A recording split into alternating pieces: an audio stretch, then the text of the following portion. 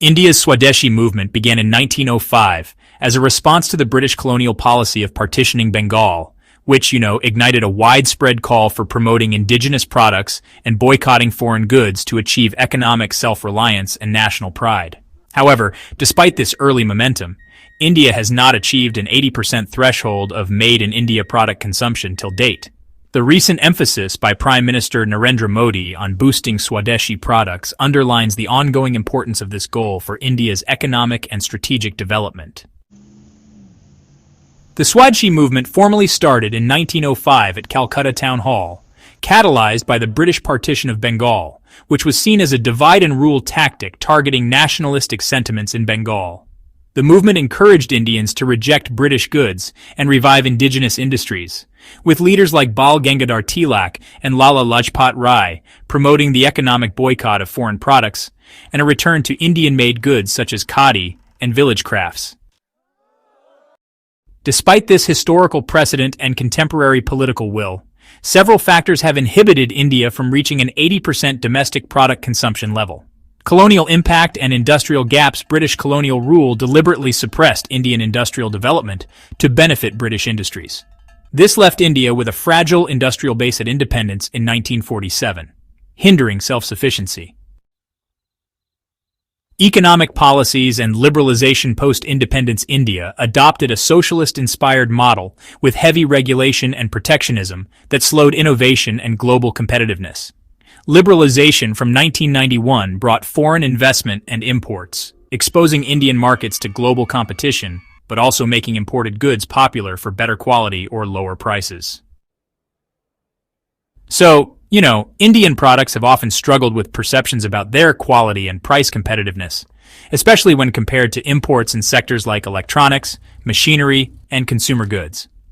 Sometimes, consumers actually prefer foreign brands because of their reputation for quality, innovation, or simply the aspirational value they offer.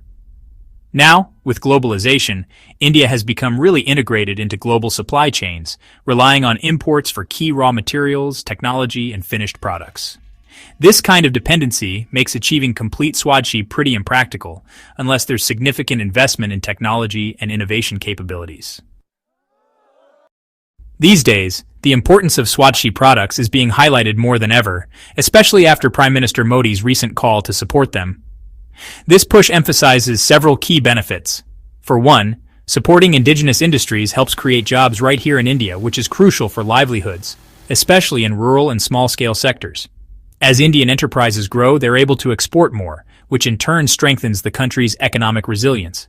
On top of that, reducing dependence on imports really secures India against global economic shocks, tariff wars, and all sorts of geopolitical risks.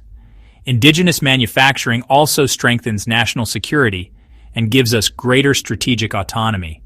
Plus, buying Indian goods can foster a sense of unity and pride among citizens, which encourages collective economic progress and a bit of a cultural renaissance. And, by promoting domestic industries, India can build strong brands that compete internationally, contributing to the country's GDP and improving the trade balance as well. Achieving over 80% Swadeshi is, honestly, a pretty ambitious goal that means overcoming some significant structural issues. Investments in technology, innovation, and quality improvements are absolutely critical if Indian products are going to be competitive on a global scale. Strengthening MSMEs and rural industries is also key, since it can really expand the Swadeshi base beyond just the urban centers. And, government policies need to strike a balance between protectionism and keeping the economy open. So domestic growth is encouraged while still leveraging global efficiencies. Public awareness campaigns and incentives can go a long way in enhancing consumer preference for Indian brands. Finally, modernizing infrastructure and supply chains is necessary to reduce costs and make products more widely available. Thanks for watching! If you found the video insightful, hit the like button and subscribe, and I'll see you in the next video.